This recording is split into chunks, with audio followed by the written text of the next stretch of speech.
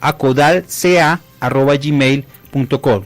Y Acodal, seccional Occidente, estará realizando en Cali el curso taller Sistemas de Información Geográfica ARCIC DESCOP 110 básico del 13 al 27 de abril y el 4 de mayo. Informes en los celulares 318-711-8301 o 317-665-3516. Y ahora continuamos con los núcleos concretos normativos de la construcción.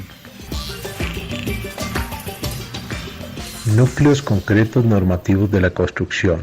Decreto Único 1075 del Ministerio de Educación. El Decreto Único Reglamentario del Sector de Educación 1075 de mayo 26 de 2015 compiló 102 decretos y ya ha sido modificado por 37 decretos, los cuales se encuentran reunidos en un documento de 449 páginas que contiene 1.717 artículos. Es importante recordar que este decreto beneficia los derechos fundamentales de niños, los cuales priman sobre otros derechos según la Constitución Nacional. Según el Reglamento Colombiano de Construcción Sismorresistente, los plazos de reforzamiento obligatorios para jardines, colegios, universidades e instituciones educativas vencieron en diciembre de 2016. A finales de diciembre de 2017, el Ministerio de Vivienda publicó un proyecto para ampliar estos plazos. Desafortunadamente, el decreto no se firmó, por lo cual los edificios educativos que no se han reforzado deben hacerlo cuanto antes para no ser sellados por la autoridad encargada del control urbano y para que no les sean retirados los permisos de funcionamiento. Por encima del derecho a la educación está el derecho a la vida, lo cual se logra con edificaciones sismorresistentes. En los artículos 2, 3, 2, 1, 1 y siguientes se establecen las disposiciones para la licencia de funcionamiento que aplica a los particulares y públicos que promueven la fundación y puesta en funcionamiento de establecimientos educativos para prestar el servicio público de educación formal en los niveles de preescolar, básica y media. Como requisitos importantes para la licencia de funcionamiento se requiere la propuesta de proyecto educativo institucional PEI, las licencias de construcción y los permisos de ocupación o certificados técnicos de ocupación según la Ley 1796 de 2016. Estas licencias también se exigen para educación superior y educación no formal. En el artículo 1111 se reglamenta que el Ministerio de Educación Nacional es la entidad cabeza del sector educativo, el cual tiene dentro de sus objetivos establecer las políticas y los lineamientos para dotar al sector educativo de un servicio de calidad, con acceso equitativo y con permanencia en el sistema. Y el Ministerio debe diseñar estándares que definan el nivel fundamental de calidad de la educación. En la página del Ministerio de Educación se encuentran los más de 50 estándares, incluidas las normas ICONTEC, para instituciones educativas. Finalmente, a través del ICFES, el cual está adscrito al Ministerio de Educación y en coordinación con el Ministerio de Vivienda, se harán los exámenes de acreditación profesional para los actores de la construcción según la Ley 1796. Se harán 8 tipos de exámenes, posiblemente para finales de este año, destinados a constructores, supervisores, ingenieros estructurales, revisores estructurales, ingenieros geotecnistas y sus revisores, diseñadores y revisores de elementos no estructurales sobre el Reglamento Colombiano de Construcción Sismorresistente. Por eso es fundamental que todos estén preparados y estudien las normas y el reglamento NSR 10. Buen día. Y les cuento que la Contraloría General de la Nación, en alianza con la Asociación Colombiana de Facultades de Ingeniería, llevó a cabo el diálogo sobre la crisis de los proyectos de infraestructura en Colombia en el marco de la Mesa Técnica de Proyectos de Infraestructura Vial. Nuestra compañera Alice Rubiera Beltrán entrevistó a uno de los representantes de la Contraloría. Álvaro, nos encontramos con uno de los funcionarios de la Contraloría General de la República que acompañó el evento de CONACOFI, que se trataba precisamente de mirar si existe crisis en Colombia en los proyectos de infraestructura. Bienvenido, doctor, y muchas gracias. Su nombre, por favor, y su cargo en la Contraloría. Muchas gracias. Mi nombre es Elmer Fernando Cabrera. Yo soy el director de Promoción y Desarrollo del Control Ciudadano de la Contraloría General de la República. ¿Cómo ha visto usted el evento y cuáles son las conclusiones? Nosotros tenemos como Contraloría de la Participación Ciudadana el interés de evaluar la infraestructura en Colombia desde el punto de vista de las obras públicas. Para ello invitamos a un diálogo hoy, todo el día, donde estuvieron las instituciones como Invías, ANLA y demás entidades ejecutoras de proyectos de infraestructura, la ANI, por ejemplo. Luego estuvieron la academia, ¿sí?, diferentes universidades, y también ACOFI, que nos prestó su decidido y valioso respaldo para la ejecución y la organización y ejecución de este evento. Y la pregunta era si había crisis en la infraestructura en Colombia.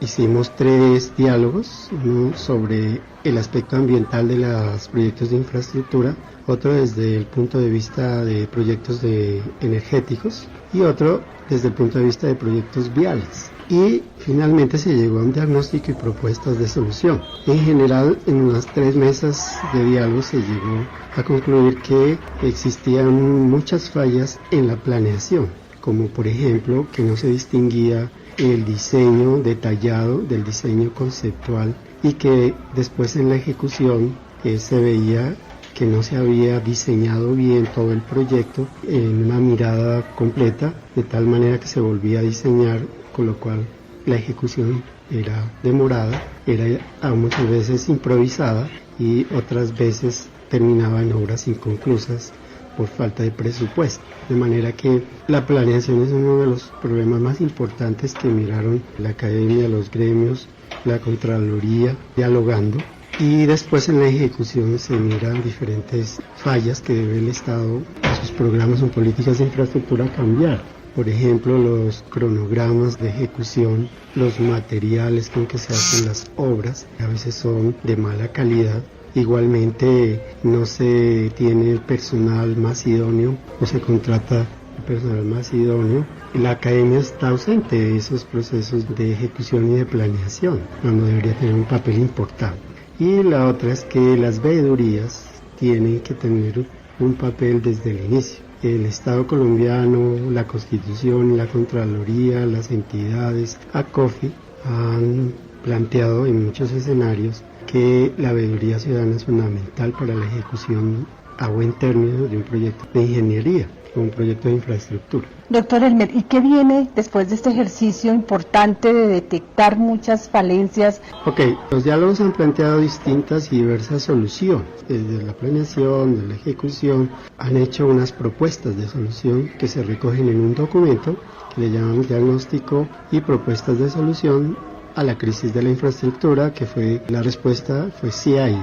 Luego se hace una valoración de esas propuestas que consiste en una participación y una confirmación en documentos, en trabajo de campo, en otros diálogos ya particulares con las entidades para determinar si ese diagnóstico y esas propuestas que se hicieron ahora, afinarlas y determinar qué peso tienen para la solución de la política, y luego de determinar ya un diagnóstico final y unas propuestas definitivas, después de hacer esa valoración, hacer un pronunciamiento ante los ejecutores, ante los responsables de la alta política, por ejemplo, la ministra de Transporte, el presidente de la ANI, y así los que tienen responsabilidades en ese diagnóstico y propuestas de solución, para que ellos la acojan y empiecen a generar respuestas o planes de mejoramiento de política respecto a ese pronunciamiento que haría la ciudadanía, en este caso la veeduría, el comité de seguimiento que vamos a conformar.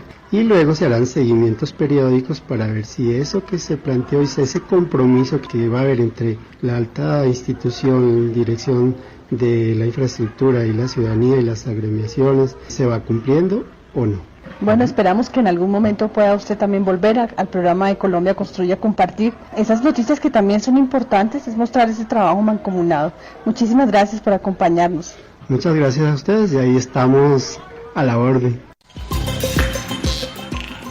Seguimos Y les cuento que ProColombia estará realizando del 3 al 5 de abril en Corferias la macrorueda Bicentenario, que reúne a empresarios nacionales y extranjeros para presentar sus empresas y novedades. Uno de estos empresarios nos acompaña aquí en el programa, Andrés Rubiano, quien nos presenta la plataforma Hub 32. Doctor Rubiano, bienvenido a Colombia Construye. Muchas gracias, buenos días. Bueno, por favor, primero cuéntenos qué es y qué ofrece Hub 32.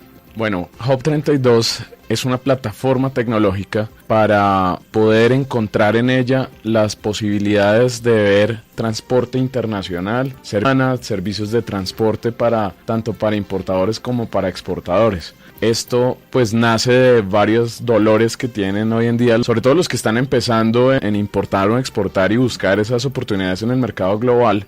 Y es que el proceso no es un proceso fácil, es un proceso complejo, es un proceso que no saben con quién cotizar. Cuando llega la cotización no entienden los términos de comercio exterior y adicional a eso, la plataforma le ayuda a uno a comparar, que esto pues también cuando uno está empezando uno no sabe si la tarifa que tengo es buena o no. Entonces le cuento que yo llevo 10 años dictando la clase de logística internacional en varias universidades del país, el Rosario, la Javeriana, la Sabana, y soy capacitador de ProColombia, donde encontré estos dolores en varios de los exportadores, sobre todo exportadores, ¿cierto?, que estaban como perdidos y no sabían qué hacer, pues por eso nace Hub 32. Bueno, eso significa que, por ejemplo, en el campo nuestro del sector constructor, la gente que aquí produce y crea insumos de la construcción y hasta viviendas, hace poco estuvimos en viviendas de fique, ladrillos de plástico, todos ellos también he visto que han estado interesados. Ustedes con ese manejo, con esta plataforma, les podrían ayudar desde el inicio, o sea, que ellos entiendan cómo es que se hace el proceso,